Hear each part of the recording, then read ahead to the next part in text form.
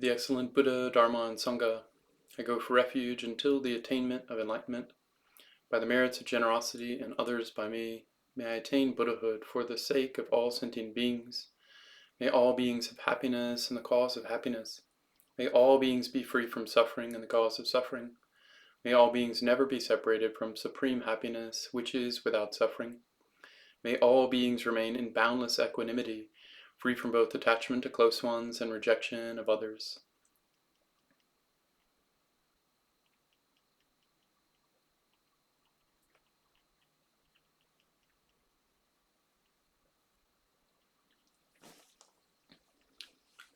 Tashle, warm greetings, friends. I'm Dragpa.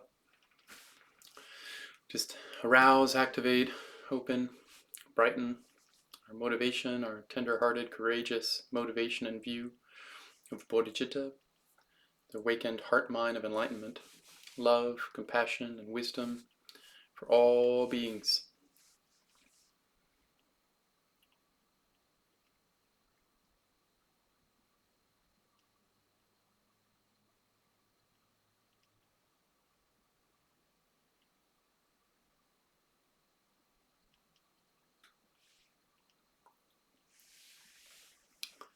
This is a reflection on my approach to the Dharma, to the teachings of Buddha Shakyamuni and Guru Rinpoche.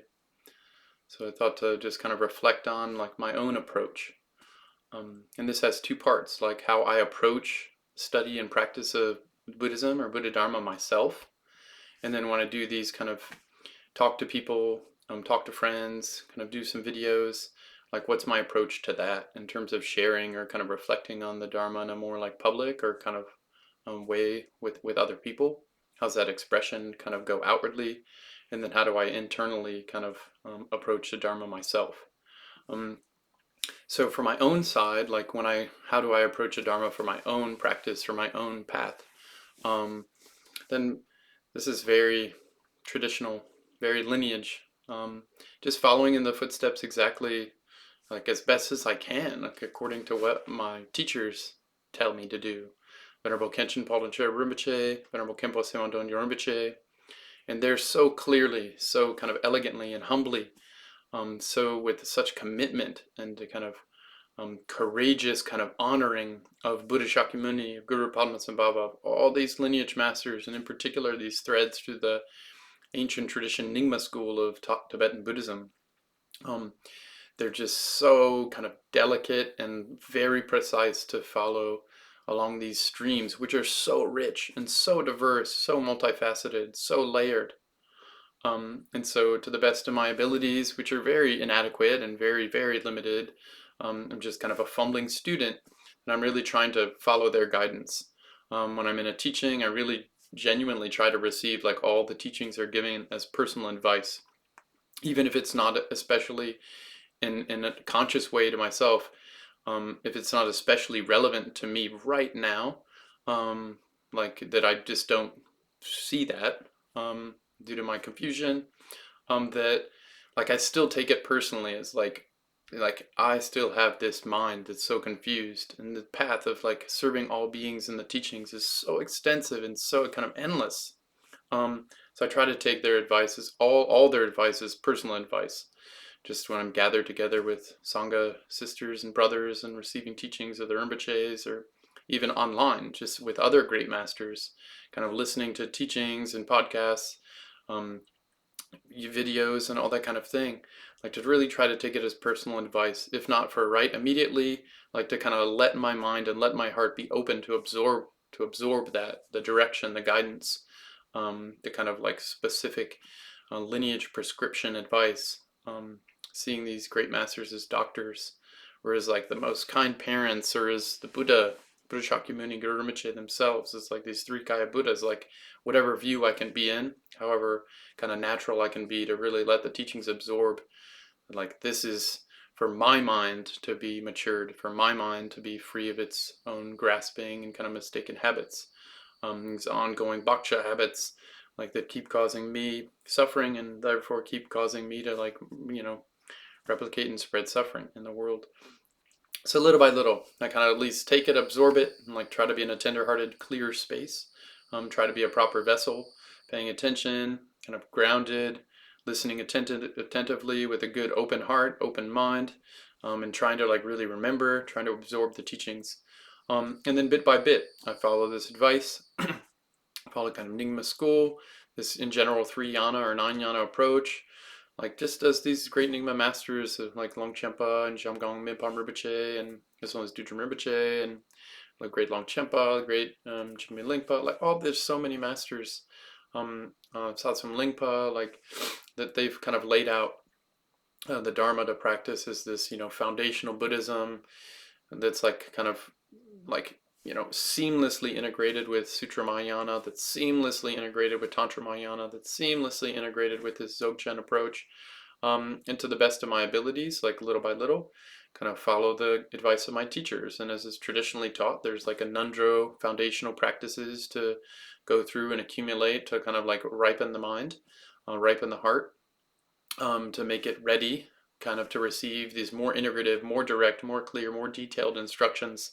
They don't require as much elaboration in a way. It's just kind of more of a direct seeing, less kind of like having to entertain duality mind, so it like shows up and is interested.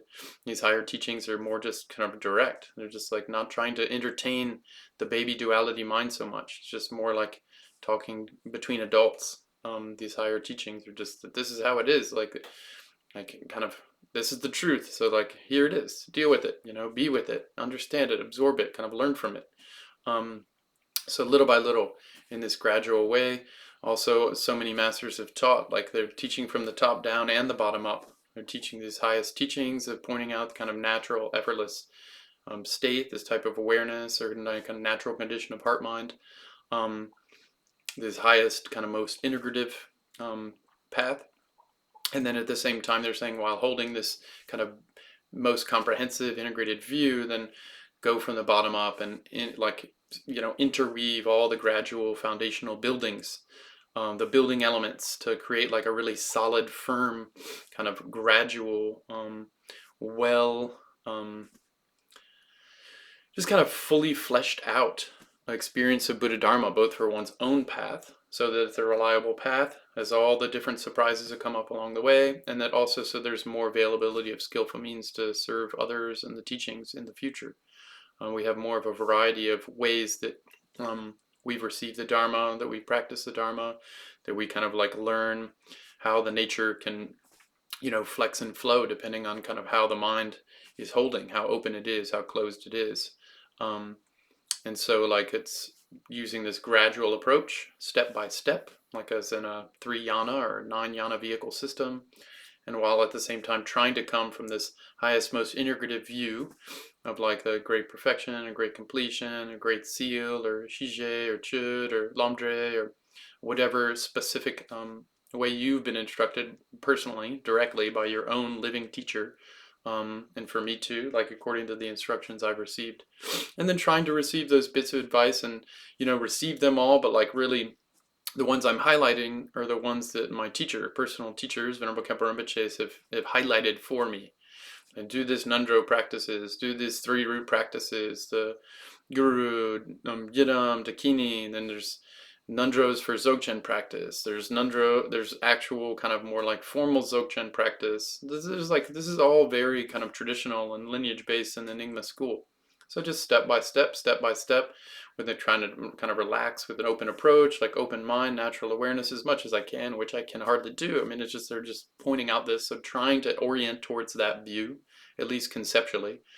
Trying to like receive the blessings, and then kind of relax and then go through the accumulations, the step-by-step muscle building and kind of like stain removing of all the gradual steps along the path. And as the obstacles and obscurations and weird kind of surprising things come up, things I haven't seen in my own heart and mind, motions I haven't like integrated, conceptual patterns I haven't, blind spots I have where I'm distorting my experience, exaggerating or deprecating my experience, like that I have this kind of full arena of all these kind of nutritious ecologies of different support structures, these secondary supportive conditions, to like integrate this like really relaxed awareness with all these supportive, nutritious, kind of like supplements, create auspicious conditions to really integrate these surprising elements of myself and kind of be able to discern what's the not helpful grasping, what's the helpful grasping, and like to do that within more non-grasping wisdom awareness. So as a general approach to like how do I approach Dharma, it's that way. It's very traditional, it's very lineage specific. This is a tradition and a lineage that goes back directly to the Buddha, to Guru Rinpoche, through all these lineage masters, through these personal living teachers, the Venerable Khenpo Rinpoches, in my case, and with all these other great masters that are like widely spreading the Dharma now, this authentic Dharma, like that's so, authentic because it's like lines up with Buddha and Guru Rinpoche, the lineage masters, and personal guidance of my teachers. Plus, I'm trying to, study, contemplate, and like apply this in my own experience. And this is the traditional way.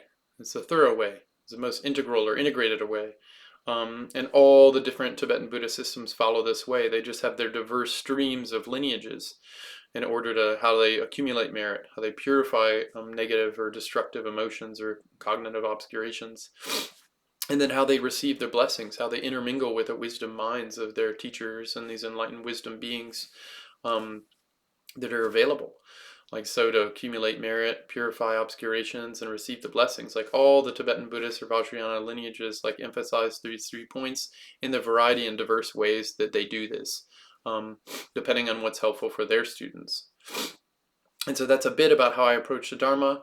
And then in terms of how do I like reflect on the Dharma, like in a public context, it's such a big responsibility to say anything about the Dharma, to give anything that could be construed as advice or kind of some kind of a guidance or whatever, just public reflection, like to put something out in the forever internet space, like is a big responsibility because the Dharma's been upheld in a stainless living lineage, this uninterrupted chain of golden mountains of these great realized beings, and like to distort any of it, to change any of it, to give my version or my conceptual kind of opinionated version of it is like a very big responsibility because I don't want to break that. I don't want to interrupt that or distort that. And there's that problem because I'm like a totally deluded sentient being. I can't avoid distorting it because it's like it's filtering through all these kind of conceptual and emotional kind of obscurations or hang-ups and blind spots that I have. But I do my best to like within a lineage context to like humbly, like clearly kind of like reflect on this just as a friend, right? In the Jewel Staircase by great Shechen Jalsop Rinpoche, it's a Dzogchen text on the different kind of like a shedra of like what's the philosophical kind of like frameworks of Dzogchen. This great master Shechen Jalsop Rinpoche with this text, The Jewel Staircase, and Venerable Khenpo Tsewang Dongyal Rinpoche gave 2 years of kind of shedra teachings specifically on this text in his kind of shedra overview of all the 9 yanas, like specifically highlighting the Dzogchen yana. He taught on this text for 2 years here at Padma Samye Ling. And in that text, Shechen Jalsop Rinpoche lists the types of teachers. There's 6 types of teachers. 6. There's a general teacher. There's a teacher who gives vows. There's a teacher who gives empowerments and pith instructions. There's a teacher who guides someone along the path. There's a teacher who kind of just gives. There's 6. So let's see. I don't want to leave anything out. I have a note here.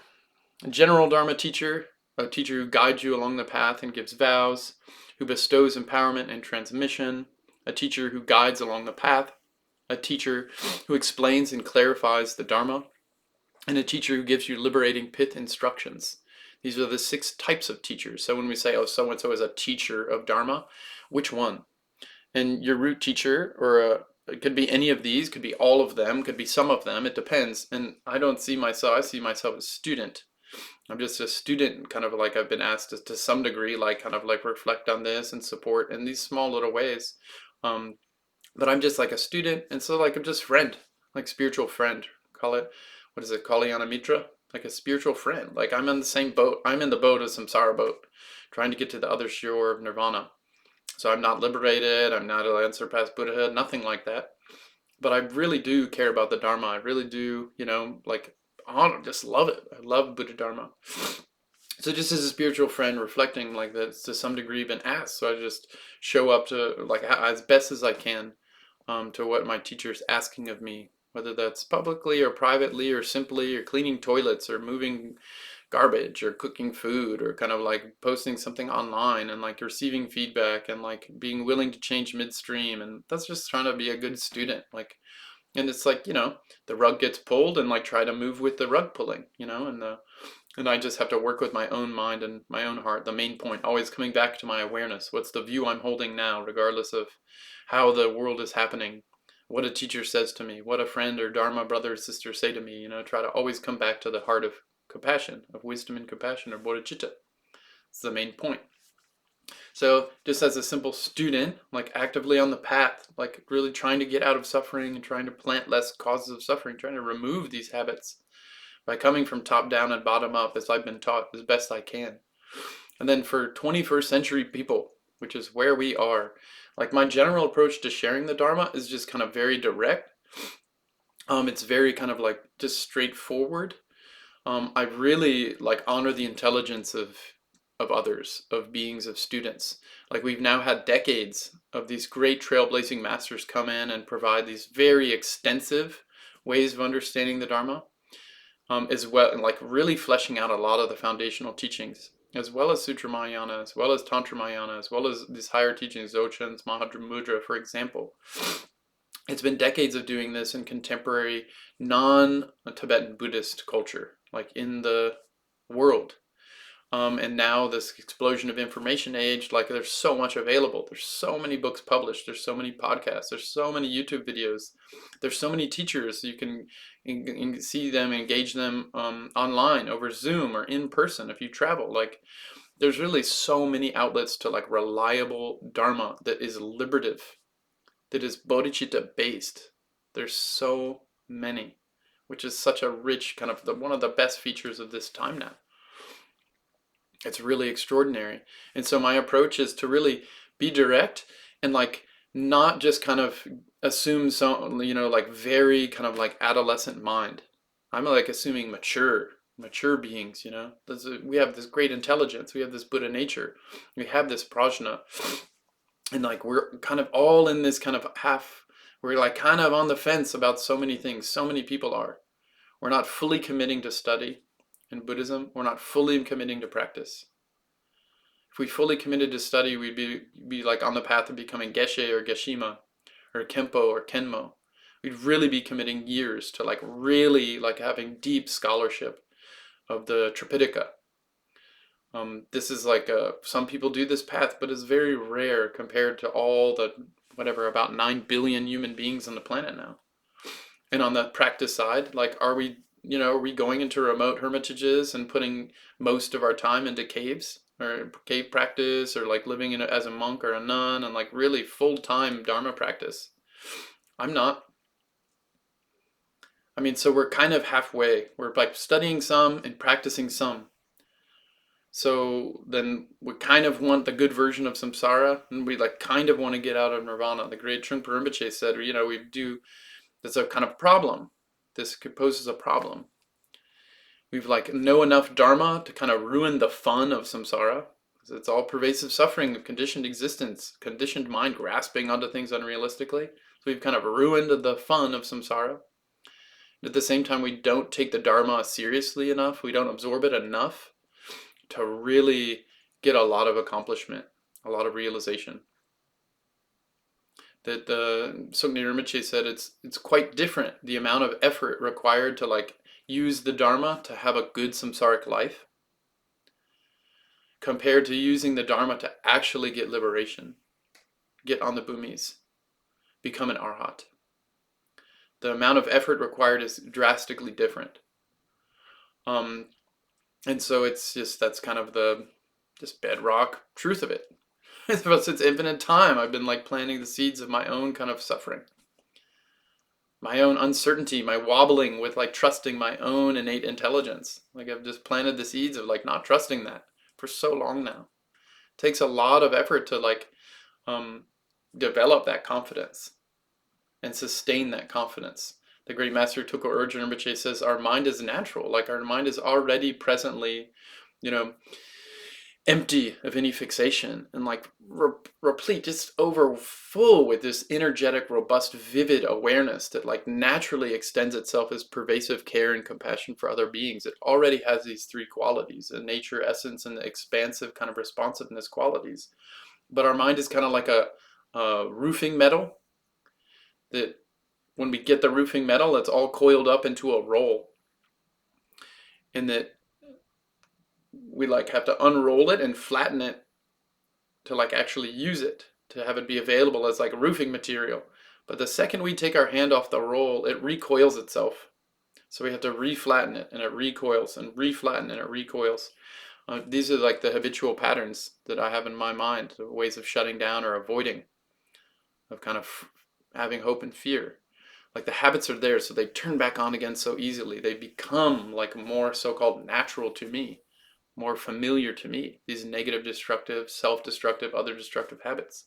So it takes this gradual approach of reflattening the kind of like reflattening the metal for the roof, or to like refamiliarize, to meditate, to refamiliarize myself with kind of this confident trust, this confident kind of clear, present, vivid wakefulness.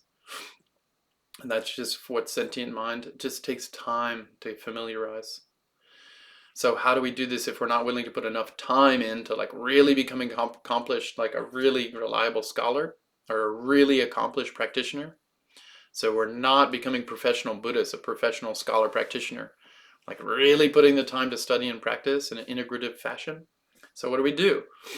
So many of these great masters are addressing this now. They're teaching the top down, the highest teachings, and then they're saying sustain these highest teachings as we build the path from the bottom up. So they're integrating the sudden and the gradual approaches, and they're giving us essential points. What are the essential distilled points of foundational Buddhism? The essential distilled points of Sutra Mahayana, essential distilled points of Vajrayana and Dzogchen. What's the essence of the four philosophical schools of Buddhism, to just generally speaking? What's the essence of these different practice lineages, the 8 practice lineages, or in particular your own practice lineage, whatever that is, whatever school and lineage you follow? What are the essential components? Because there's these Buddhist universities like Nalanda Monastic University, Vikramalshila, or Sangpun Neotong. Like, there's so many great, extraordinary Buddhist universities that people go to become professional, kind of really accomplished scholar practitioners.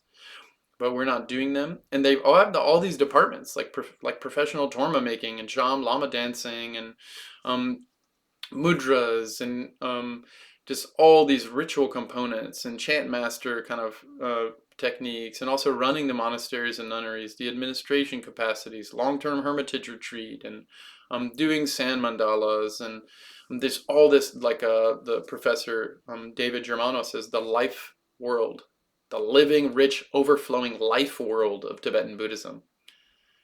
Not just the essential philosophical points or the essential practice instructions, but it's all this rich life world, this rich story, this rich, lived, diverse experience of people, of diversity of people over the centuries, in time, in place, with land, honoring time and place and community and lineage, and the diversity of techniques and the nuances of philosophical investigation. There's these life worlds. It's not just these essential techniques you can like pop out of a living context and just plug in your own and they'll work the same. Like every life world is going to co-shape like how we're available, how we interpret, how we can access and interpret and sustain the teachings, these essential points. They always come embodied, embedded, extended in body, in speech, in mind, in self, in other, in culture, in nature, in society. They always come like layered. That's just how reality functions. So we have to show up to like really learn the essential points of the philosophy and the essential points of the practice. And we have to also care for the life world that is me, that is my body and my mind and my heart and my friends and relationships, the responsibilities I have, the decisions I've made, the things I have to be accountable for, the values and goals I have with my life, the hang-ups I have. Like we all have to care for this in a rich way for the Dharma to really be integrated. So we don't have to be professional scholars and practitioners to get accomplishment. These so many great masters, so many Tirtans, like Jamgang Mipam Rinpoche, the great master Longchenpa, like Raga Ase Karma Chagme, like there's so many great, the Jezong Kappa and Atisha, and there's all these Karmapas, and like this one is Dalai Lama. I mean, they have this inexhaustible amount of like just utterly nuanced understanding of the scholastic study side of Buddhism and a variety of lineages and traditions and histories. Like the life world that they understand of Tibetan Buddhism and Vajrayana is so vast. And they've also really put a lot of time into study and practice, like decades, just lifetimes, right? If we're willing to entertain that aspect or that story-making component of the life world of Tibetan Buddhism, it has these cosmologies that are a part of it. It has this extended series of past life and future life and many different beings and types of languages and types of communicative abilities. Like, but these great masters have become professional Buddhists in a very high degree. There's Geshe, Larampa Geshes, and this great Khenchens, the great Khenpos, you know, like just extraordinary. And they're overflowing with this richness. And they've distilled, like Jamgang Mipam Rinpoche has taken this inexhaustible treasury of liberative instructions and liberative kind of like main points and secondary techniques.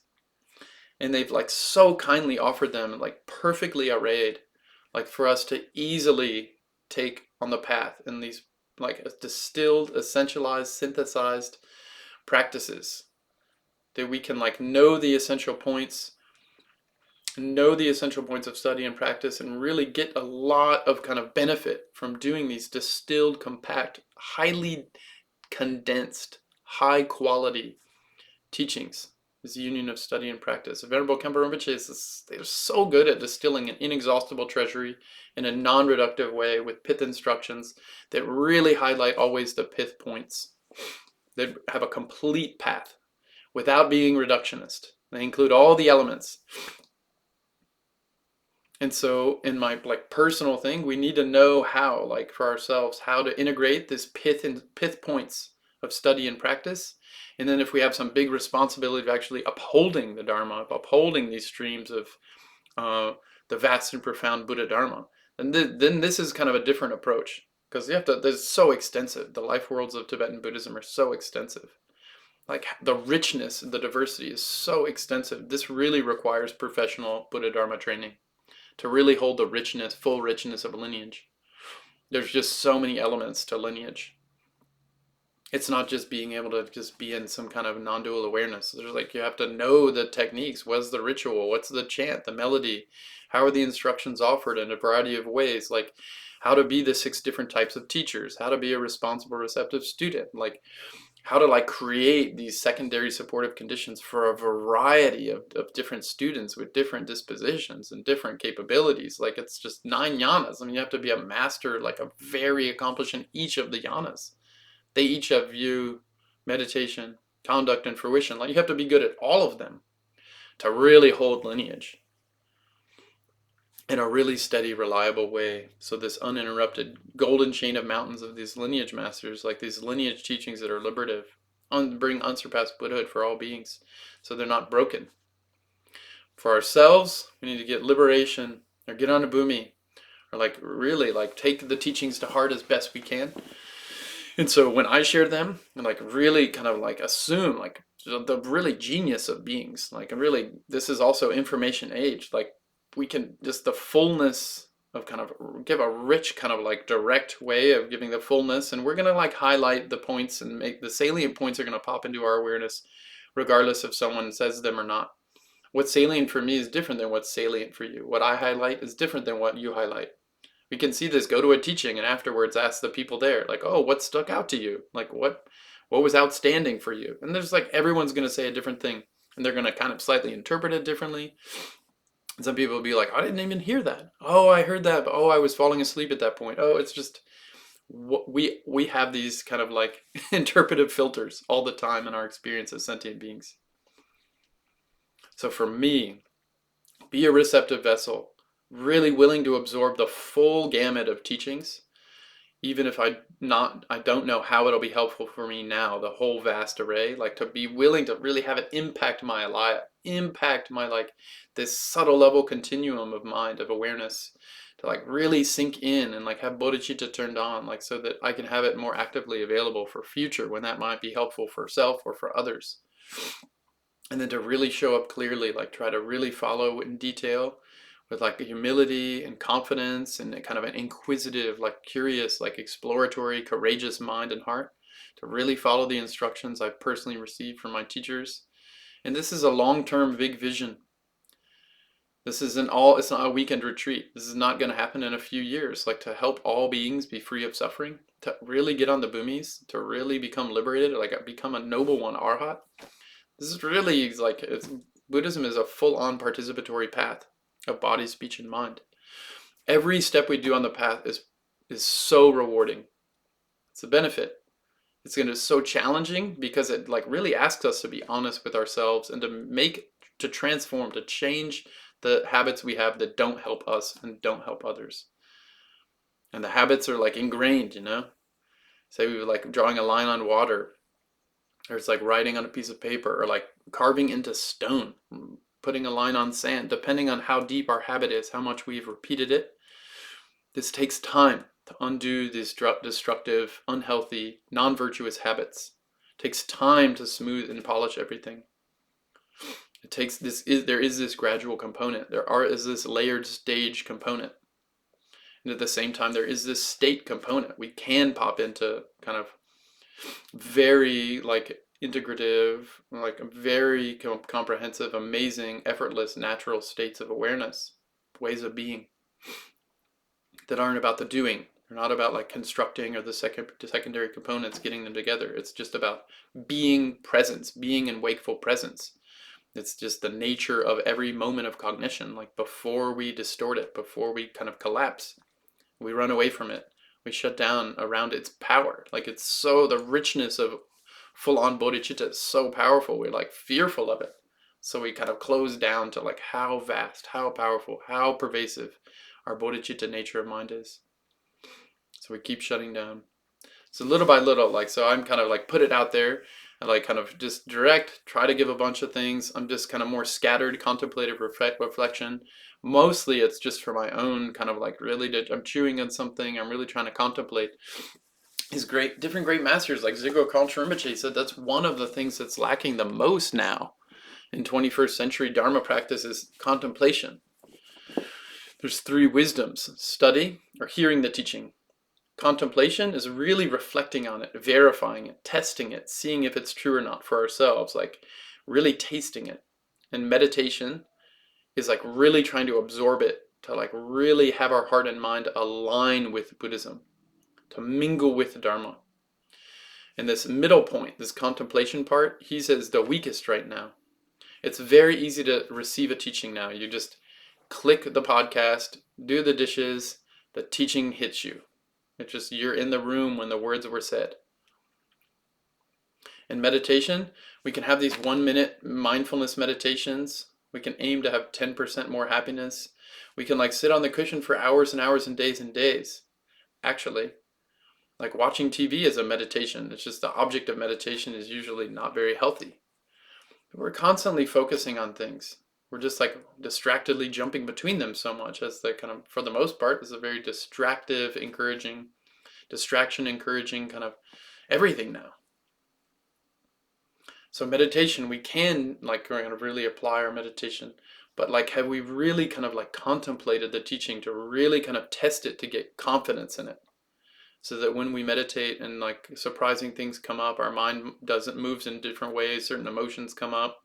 We have certain kind of things we haven't seen before come into the light of our awareness. The contemplation is what's going to have honed the trust, the courageousness, the confidence to really stay with the teaching, to connect to the lineage blessing, to stay on the path the way we've been taught, to really follow the teachings of the Buddha, follow in the footsteps of the Buddha. This contemplation is going to give us the rigor, the like kind of intensity, the like full like kind of robust, responsive, nutritive kind of body to really handle a diversity of stimuli. It's the contemplation component. So we need these essentialized points of study and practice. We need to give ourselves the time to really taste them, test them, reflect on them, even in these more micro fashions. And like I more emphasize this contemplation part in terms of what I share, like how I say things when I reflect things. I like to open the question. I like the open dimensionality of an exploratory, curious mind. My approach isn't to stay in like one lane only, one silo only. If you go out of the lane, like bad you know? I really don't like that approach. I think that's a non-functional, dysfunctional approach in 21st century for most people. Because we're already jumping between so many lanes. We're already taking in so many different types of information from so many perspectives. We're already kind of handling this overflow, or this kind of, in what's in one way, like a very fragmented experience. So we're already moving between a lot of different kind of stimuli, perspectives, kind of influences. And so the contemplation is like, how do I integrate this? Like, how do I do that? First, with an open mind. The great teacher Elizabeth Matthews Namgyal Rinpoche, the power of an open question, of actually having mind be poised for insight, to set up your mind and your body so it's ready, it's available, it's receptive to living Dharma. It's like a proper vessel, to like a clean mirror, to really clearly, crisply, intelligently reflect and absorb Dharma. So like I like this exploratory mode. I really emphasize this open-mindedness that's very clear. It's very evidence-based. It's very non-dogmatic, trying to see a variety of different perspectives without losing the theme, without losing the through line. The through line here is the essentials of study and practice. But then we have the diversity, the richness of life world, of experience, of how my way of making sense and making meaning engages with your way of making sense and making meaning. Where's the connectivity there? Where's the disconnectivity there? That richness, that overflow, refulgence of awareness, the really deep diversity. I need to have the essential frameworks to like really hold this diversity really deeply and resonantly and richly, like carefully, kindly. So in general, that's kind of how I share, like reflect on the Dharma in my more public spaces, and then follow the thread. What if something's more salient for someone else? Like, inquire more, like engage that, like help foster an openness towards that inquiry. Like one thing I found is really helpful in my experience, like I meet someone, I'm like, what's something you really love? Just to really genuinely ask that and listen. Tell me, what's something you just really love, you're moved by it, you're passionate about it, could be anything. And then really pay attention and then follow up, like, ooh, what about this? Tell me more about that. Like, and like someone they get into a mode where they're really curious, they're really kind of like on, and like someone there is like wanting to share and like learn more, and they're passionate about it, they're like happy to share and learn more, like share more and go further and explore. And so that's an easy way to connect with others. It's a really easy way I found to like open up the open dimensionality of body and speech and mind, of connection with others, of relationship. And not just as a trick, as some hack or something, but as a genuine interest in like, like I'm really curious about like what like makes you shine, like what makes your prajna, your compassion, your creativity like turn on. Like that just seems like such a valuable way of engaging others. That's been my experience. And that's the same with Dharma. Which part of Dharma are you interested in? Study side, practice side, contemplation side, the ritual side, the dancing side, the silent side, the community side, the gathering, the creating, the elaborate kind of like atmosphere. The like, there's so many things in Dharma. It's so rich because life is so rich and we're so rich. And then step by step, we continue together. This is like a path of peace. It's so rewarding. Every little bit, every moment of mind with bodhicitta, trying to really like have prajna, wisdom, and compassion, a genuine, courageous responsibility to care for others in actually helpful ways, to really tune into others carefully enough that like actually trying to be a benefit, like with just love, like this rich appreciation, like, wow, you're so amazing. This is amazing how extraordinary this opportunity is. And to just mutually boost each other, It's really, I think, part of the thread of living Dharma. And use what works for you. And if it doesn't work, don't worry about it. It can work for someone else. It could work for you later. Maybe the teaching was given by some great master in the past, not exactly for this moment, but for 5 years from now, when you get into a hard spot.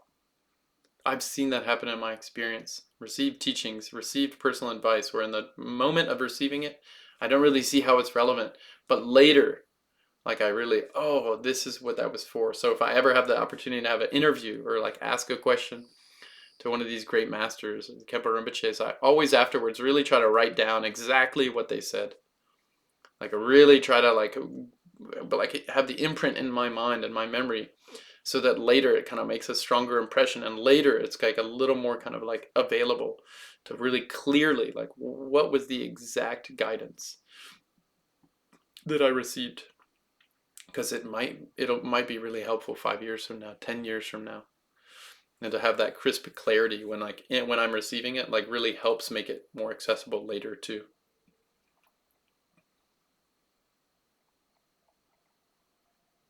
His Holiness Dalai Lama, in 2011, I think, in Washington, D.C., USA, he was giving the Kala Chakra Empowerment. And there was something that really popped out for me during that time. I wasn't there, but they made the kind of teachings available publicly online. They still are, I think. And he said, what does it mean to be a 21st century student of Buddha Dharma? One, you have to really know your lineage well enough. Both the study side, that's the essential points, and the practice side. You have to really try to integrate them in your lived experience. You really get a taste for it, and you really know with enough wisdom like what it is, like what is the actual instruction, what is the guideline, how does it work. And then also 21st century, we're with others. We have to work with others and show up for others in a very kind of like demanding, challenging world. So we need to also learn, in addition to the Buddhist essentials of study and practice, we have to put more time into it. And then in addition, we have to like learn about the other things happening in the world, these other knowledge sets, these other ways like that are relevant for us to show up better with others that are around us. And we have to integrate these two, knowing the kind of essential points in like a robust enough way to really have personal benefit from Buddha Dharma, to have wisdom and compassion shine on brighter. And then in the world with others, like we need to know enough about the different ways of approaching life. A lot of them are non-Buddhist ways of approaching life. We need to know enough about them with discernment and thoroughness, so that we can actually show up of help. We like know enough of the patterns to like engage with wisdom and compassion. And like these two kind of poles, these polarities, are just natural parts of like honoring a life world, of honoring a world space. Like the Buddhist kind of way of engaging and getting realization, and like actually aligning and attuning with the world around us. And that's like a really kind of more deep Rime non-sectarian approach, because we're like honoring the root of like the path that works for me to get liberation, benefit self and other. And part of benefiting other is really knowing what's helpful for you. And a lot of this is just non-Buddhist help. It's non-Buddhist ways of understanding things. It could be math, it could be different types of sciences, poetry, like engineering, computation, art. I mean, there's so many different ways of diversely kind of sharing and like co-creating world. So like to really honor the richness of worlding together during a demanding time. 21st century Buddhist, like taught by His Holiness Dalai Lama, is this. And what are his 4 principal points, His Holiness Dalai Lama? Like honoring like the universal human qualities of body and mind, like universal compassion, universal responsibility, universal intelligence. And then like creating a much more kind of like respectful, mutually generative conversation amongst religious or spiritual traditions, spiritual approaches. And thirdly, honoring the deep, rich culture and society and lineage instructions, the transformative practice of Tibetan Buddhism, of Tibet. And fourthly, which he's added more recently, of really like preserving and honoring the ancient Indian lineage tradition of Nalanda Monastic University. These deep bedrock root structures of Buddhism, and that were like upheld in Nalanda Monastic University. That's like the root of so much of Buddhism in the world. It's a high bar now. With the demands, we need to really find like what are the essence points, and then what is the rich, frothy life world, like my world that I'm in, that I'm responsible for, that I'm creating with, that I have more local kind of like creative influence over, and that I can be more influenced by. And we need to mingle these with bodhicitta, like bring these together with a very big, vast view, a very big, vast heart.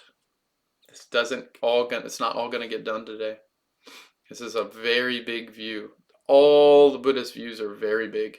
Many lifetimes, many beings, many worlds, over just really extraordinarily giant scope of space and time. So connect to that nature in yourself that's extraordinarily, inexhaustibly vast. Like Buddha nature. Yay! Yes. I'm so happy to be on the path with you. I'm so happy to be like what a fortune to like receive these teachings from these just accomplished, noble, like fully realized beings, to be in a time where this is available. Wow, how amazing. I'm so thankful. I'm so grateful. And it's just an honor and a privilege to share some reflections and to like really kind of activate this kind of contemplative thread in my life. And to really have the means to do this, to communicate, to like be together in this way, and like to receive these teachings and try to really absorb the Dharma more thoroughly into my heart and my mind. So thank you, friends, and to dedicate merit. By this merit, may all obtain omniscience, may it defeat the enemy, wrongdoing, from the stormy waves of birth, old age, sickness, and death. From the ocean of samsara, may I free all beings. Precious bodhicitta, and those without it, may it be generated, and those who have it, may it never diminish, but always continue increasing. Deity, mantra, and dharmakaya are the nature of appearance, sound, and awareness, the pervasive kaya and wisdom display of the Buddhas. May practitioners of the profound and secret great perfection remain inseparable from the innermost, one-taste awareness of wisdom mind.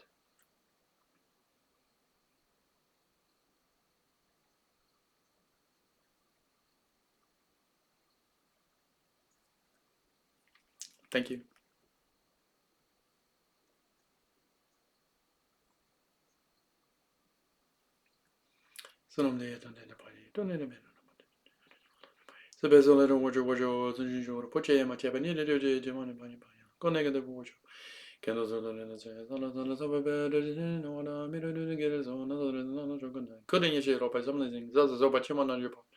Yeme tuji tikle roshi sho lamang ngam sa wasa wade du ku zero wasa wade du ne ne wasa wade lamang do me ba chin jilo dare dare benara so ha jai jai zire pala pala ha ja samama kolen samanta